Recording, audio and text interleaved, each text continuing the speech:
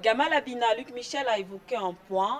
Il dit en tout cas qu'il faudrait distinguer les bons et les mauvais militaires. Alors, est-ce que vous pensez qu'il y a des bons et mauvais coups d'État en Afrique? Est-ce qu'on doit légitimer certains et pas d'autres? Alors oui, là, pour le coup, je suis totalement d'accord avec Luc Michel. Effectivement, il y a les bons et mauvais coups d'État en Afrique. D'abord, il faut commencer par le début. L'Afrique est colonisée par l'Occident, l'Angleterre et la France, donc par un royaume et par une république. Deux modèles de société diamétralement opposés, mais qui sont d'accord sur un point, c'est le pillage de l'Afrique. C'est ce qui fait que la France reste une puissance à l'époque et que l'Angleterre continue à être une puissance aujourd'hui. Alors oui, il y a les bons et les mauvais coups d'État.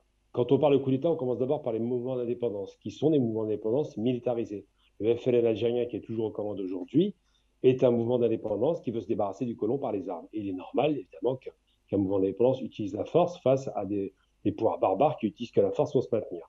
Ensuite, il y a les coups d'État qui vont nous débarrasser, on le voit surtout dans les pays arabes, de militaires, de rois, du système de royaume, littéralement, souvent imposé d'ailleurs par le modèle anglais, puisque c'est les Anglais qui ont mis beaucoup de droits. On voit ça, bon, en Libye, c'est l'Italie, mais on le voit évidemment sur toute la péninsule arabique, où c'est des rois et des roitelets qui sont aux commandes. On le voit en Syrie, on le voit, excusez-moi, en Irak, on le voit en Jordanie, on le voit dans pas mal de pays comme ça, où on nous met des rois, on le voit surtout en Égypte, et les militaires qui vont prendre le pouvoir, les officiers libres égyptiens de Nasser et de Naguib, vont renverser un roi qui est inféodé et totalement soumis à l'Occident. Et ensuite, vous avez en 89 la chute du mur de Berlin qui envoie un signal très fort pour l'Occident qui a le vent en poupe et qui se dit on va en finir avec le communisme et tout ce qui est mouvement néo-communiste. Alors on voit qu'ils essaient de déstabiliser la Chine, on le voit surtout qu'ils essaient de déstabiliser les pays africains qui sont plutôt marxistes, hein. Donc on le voit avec l'Éthiopie qui va tomber, et tout un tas de pays qui vont suivre après les fameuses grandes conférences soi-disant internationales, ça fait suite au discours de la Baule et Mitterrand, où on veut démocratiser de force l'Afrique. Alors quand on entend bien démocratiser des pays qui restent soumis évidemment au pouvoir néocolonial, et par la suite, à la suite de ça, il y a une succession d'instabilités chroniques et de coups d'État militaires qui sont produits soit contre des mouvements qui sont sincèrement nationalistes pour les Africains, sincèrement patriotes, c'est le terme utilisé, c'est un terme, je pense, qui est adapté concernant l'Afrique, et d'autres mouvements qui sont des contre-révolutions conduites par des généraux qui sont aux ordres de l'Occident. Et on le voit par exemple au Zaïre, quand Mobutu va renverser ce malheureux, enfin renverser, va assassiner plutôt Lumumba, Mobutu, qui est un petit caporal à la manque, un petit alcoolique d'ailleurs, va travailler pour son maître occidental français, CIA et belge. Donc ces coups d'État-là sont des militaires qui sont des militaires traîtres. Et il y a d'autres militaires qui, on commence à l'observer aujourd'hui en Afrique, prennent le pouvoir soit par la démocratie, ça arrive, soit par une transition démocratique. Et on se rend compte que la population, loin de les détester, finalement les apprécie. On voit au Mali qu'au départ, le coup d'État n'est pas mal vu. On voit évidemment l'arrivée, surtout en Éthiopie, puisque c'est un véritable enjeu stratégique pour la Chine et pour les États-Unis. Ils sont sur une bataille rangée des deux côtés.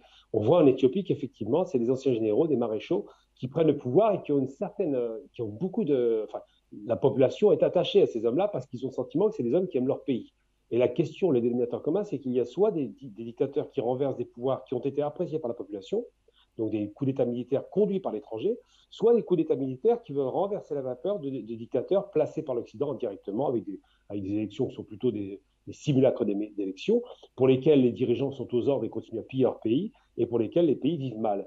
Donc il y a deux types de coups d'État. Il y a des coups d'État nationalistes, pour faire simple, j'utilise un terme nationaliste, patriotique plutôt, et des coups d'État contre-révolutionnaires qui continuent à pérenniser le pouvoir néocolonial et qui sont d'ailleurs très souvent adorés par l'Occident et par les deux pays tutélaires, comme je dis toujours, c'est l'Angleterre et la France.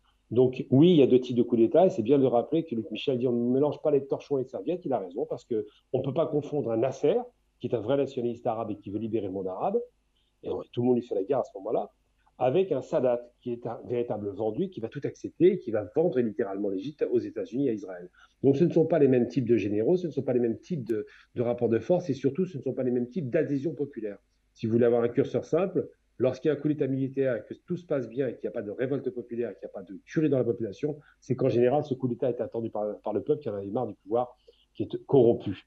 Donc, il y a les coups d'État pour la corruption des dirigeants et il y a les coups d'État anticorruption qui sont placés et qui sont plutôt patriotiques. Donc, M. Michel a raison de le rappeler, on ne doit pas tout confondre. Tout n'est pas dans tout, tout ne se mélange pas.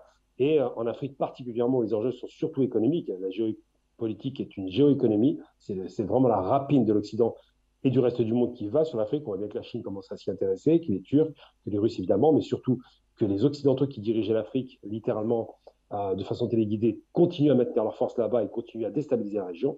On voit bien qu'il y a deux forces en présence et donc deux types de coups d'État qui sont conduits dans la région.